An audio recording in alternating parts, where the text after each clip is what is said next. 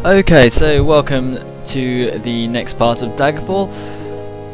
Just to summarise what we've gone through, we actually have completed the first stages of the quest. Although we don't know what's happening to King Lysander's, which is the main quest, we are starting to know what's happened to the Emperor's letter that was actually sent to the Queen of Daggerfall. We don't know where that's gone, but apparently this Princess Morgaya knows about it, knows the whereabouts, and we've done a couple of missions, well, one mission for her to help her get married to the King of Firsthold, and in a convoluted way she's told us that the letter is now in possession of Gortwog, who is the warlord of the Orcs in Orsinium. Now, Orcs in this game, I know they're pretty much like Orsimir or other elves in Morrowind and everything else, but here they are just fairly barbaric and evil at this stage. You can't play an orc basically because orcs are still half monster in this, and there's supposed to be, I suppose, there's supposed to be this question on whether orcs are all evil or all bad, or can there be some good in them. Now, in the end, of course, you know, because you've played Morrowind, you've played Skyrim, that orcs can be good, and Gortwog is, in the end, a bit of an okay chap or good guy, but you don't know that at this stage. What we want to do now is we want to go and do a little bit of shopping.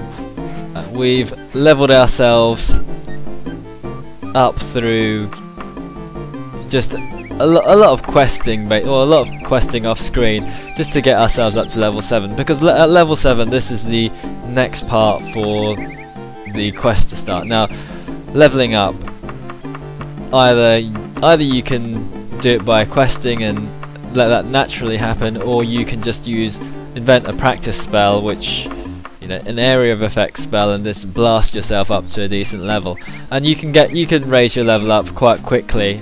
It's kind of a cheat, kind of an exploit, but for our purposes it's quite good. It doesn't earn you very much gold, obviously, but we don't need gold in this game. We just get far too much of it anyway. The rewards are nothing. We just want to carry on, finish this quest. I think the requirement for level 7 is actually quite important, because the actual main quests themselves, there's a certain amount of difficulty to them. There's a reason why you had to be level 3 to go to Skulkbarrow, because if you weren't level 3 you'd get toasted. Oh, look at this! This is one of the Knights' castles that you can join up to. But we won't join. That's a whole side quest. That gives you a whole load of other, essentially they are radiant quests to random dungeons to pick up things, and you get a chance to get a bit of armour off them. You start off with iron armour and all this rubbish, and then you eventually get a house. The house isn't as good as it is in Oblivion. A house is just an empty house, no furnishings. Apparently the programmers were going to implement that, but they ran out of time. They were going to implement the furniture shop, and you could buy loads of furniture for your house, and of course you can buy yourself a ship as well in these places, but a ship is just all it is. You can go to your ship, it's an completely empty ship, plus you get free transport across water, so it costs you a bit less, even though the ship costs an absolute enormous amount of cash. But we're going to deposit here. We're going to deposit a bit more of our money that we've earned through thrashing thieves trying to break into the Mages Guild. We don't want that to weigh us down, because we want to carry on and move around. Now, we want to make sure that we've got enough gold to travel around. Not travelling, if you don't travel around, don't have enough gold to travel around, then the game last time bugged out. I didn't realise that. So you need to carry on having that gold. Also, we want to buy ourselves a bit of kit. Now let's find an armourer. We haven't done much talking, so this is the extent of the interaction you get.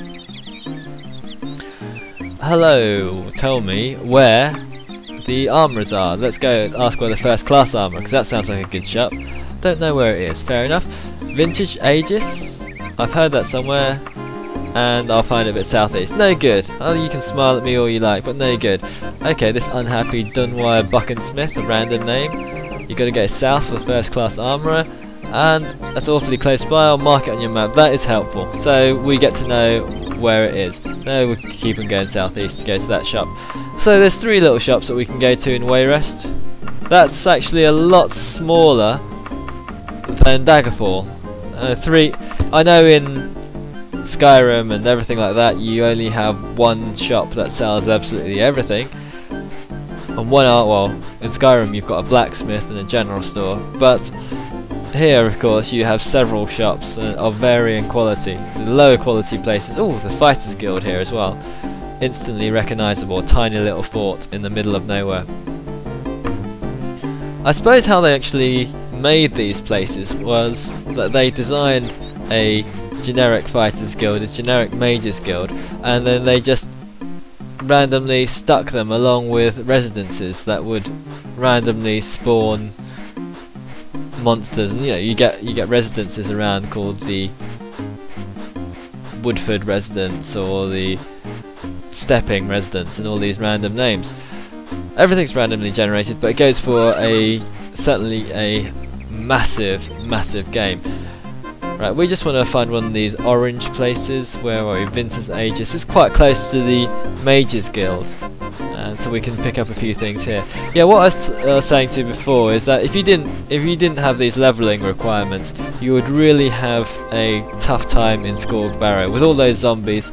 If you were a level 1, level 2 character, you would very quickly collapse. And quite equally here, the next stage of the quest you need to be a level 7, because if you're not level 7 you can't really go anywhere.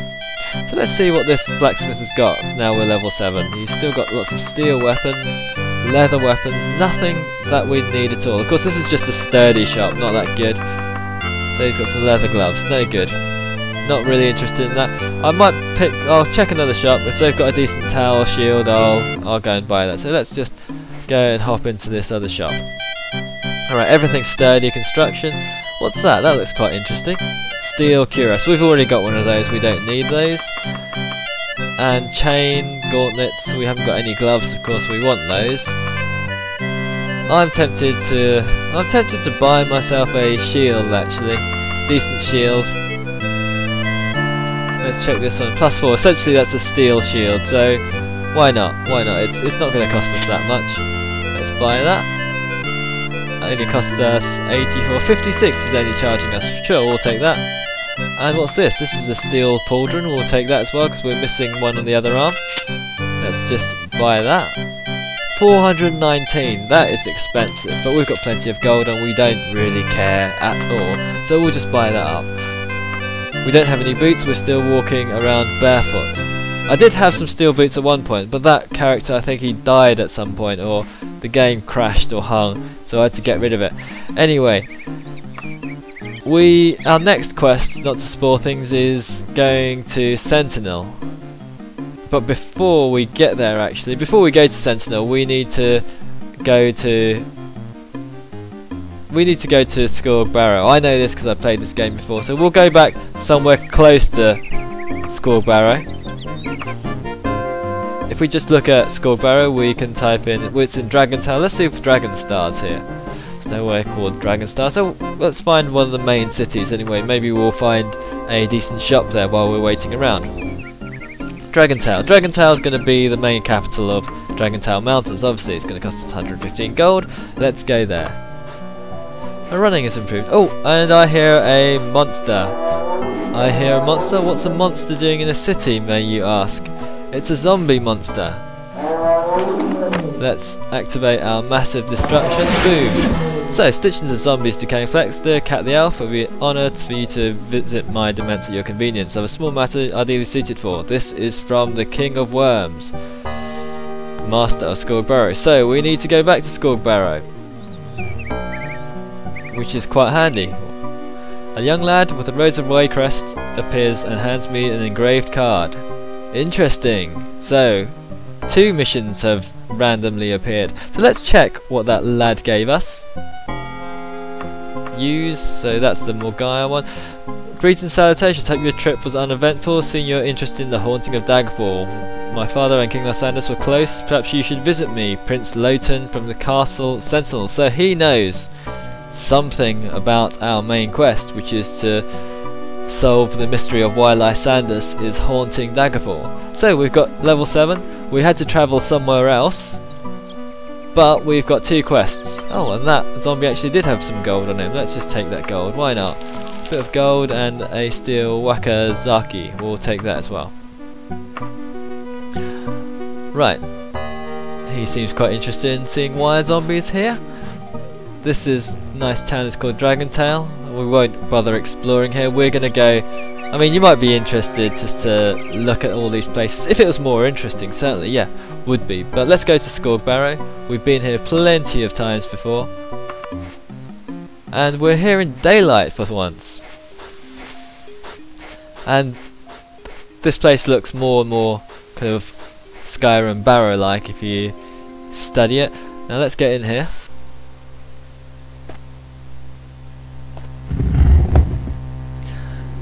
And we'll save, because those zombies down there, it's pretty much going to be random luck whether my massive destruction spell works or not. Certainly me swiping them with a sword isn't going to do too much damage. As we kind of come down here, we'll jump down, we won't bother with a levitation spell, we'll cast up our massive destruction spell. Problem is with these spells is sometimes they save against it. Again, random luck whether they save against it or not. Boom! Okay, he saved against it. Let's try that again. Okay, he saved against the spell. So, we don't have the spell points. So we're down to trying to thrash him. Swing our sword randomly. He just occasionally, once every 1 to 5 seconds, he just whacks us. I don't have high hopes here. There's another zombie to kill just behind there, so, and he's fresh, so we're not gonna. We're gonna have to do our little run around tactic. I think next time. We're almost dead anyway. Hey, don't make me suffer anymore. This is why we save. So this is why we save. God damn it! My jumping is just too athletic. Take a little run up. Oh! Okay, let's just jump from the side. Maybe that'll work. Right.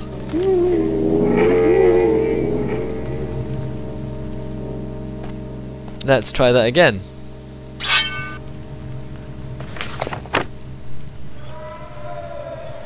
Again, this is not hospitable by the King of Worms.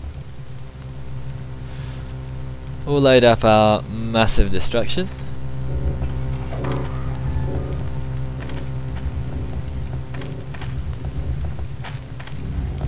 Okay, they are pretty far away. Oh, that door isn't quite open. He's just hit me in the back, but we're past him anyway. It's pretty good to have them way behind you. We can pretty much escape, so we'll just run off. These zombies are fast, so you do need to run as fast as you can. Let's just kill off that bat with my... I didn't need to use those spell points, of course, but it's... I don't want that zombie coming after me. And these bats are just getting in my way. Get out my way. Get out my way. Get out my way. Oh, that zombie didn't come after me.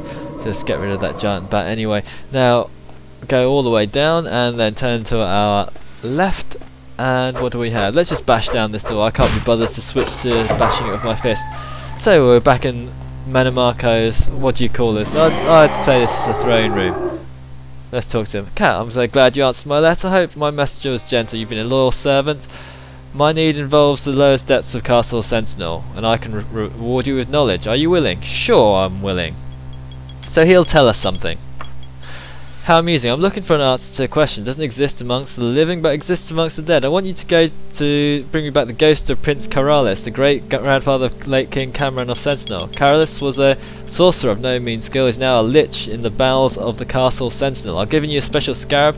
If you're close to him when you destroy him, then you will capture his soul and you can bring it back to me. So, easy quest. We need to go to Castle Sentinel, which is quite handy because after all we need to go and visit Price Lhotun as well. So we need to go to Castle Sentinel, which is in Sentinel. That was somewhere where I was going to go before. That's in North Hammerfell, and we need to go and speak to Lhotun first, and then we also need to go... Oh, here's this zombie. Let's just avoid him. we also need to go and speak to, well, not speak to go and kill the Lich Corrales. So let's go back. And sometimes what's really annoying about this place is that these steps are too steep. You need to levitate to get up them. You can try and jump, but occasionally you fall into the void. And if you've ever played Daggerfall before, you'll know what the void is. It's this irritating black space that's outside everywhere. Okay. So you essentially need to save, you need to use the cheat mode. It's a good idea to have the cheat mode on in case that happens actually, even though you're not intending on cheating. But let's go to Sentinel. That's at that north tip of Hammerfell. And look at this place. This is different in architecture and different in design from anywhere in Daggerfall or that High Rock area anyway. If you look at it, it's set up differently. It's set up with having the palace in the middle. And there are palm trees. There's not the standard snowy design. All the buildings, they're not those, I don't know what you'd call it, but you sort of have these Victorian looking wooden beams with plaster in Daggerfall, but here they are all, I would say, kind of Middle Eastern type sandstone. Even the doors look different. The music hasn't changed, of course, but the sky is definitely different. It's a bit redder and it's a bit more, how do you call it, a bit more tropical. Now this palace in the centre, it's surrounded by a river. We don't want to end up swimming in it. And look at this. This is very Sultan-esque, isn't it? This is very, very different from one of the castles that you get in High Rock. Of course, it's all aesthetic. There's no real function to it. All the guards look the same. The people look pretty much the same. The trees are slightly different. Everyone wears the same clothes, but hey, doesn't matter. Anyway, here we go into this, essentially this Sultan's palace.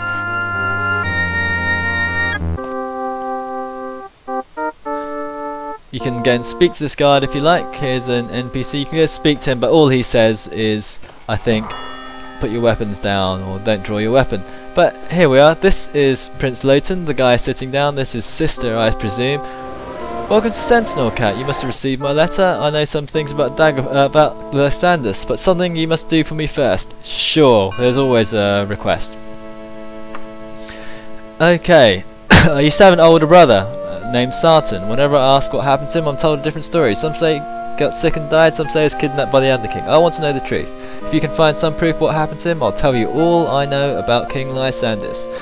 Okay then, so that is our quest. And we need to go to the bowels of Castle Sentinel, which is where we are now, and that is what we will be doing in the next video. So I shall see you next time after we've wandered around, and then we'll also find out what happened to Lhotun's older brother as well.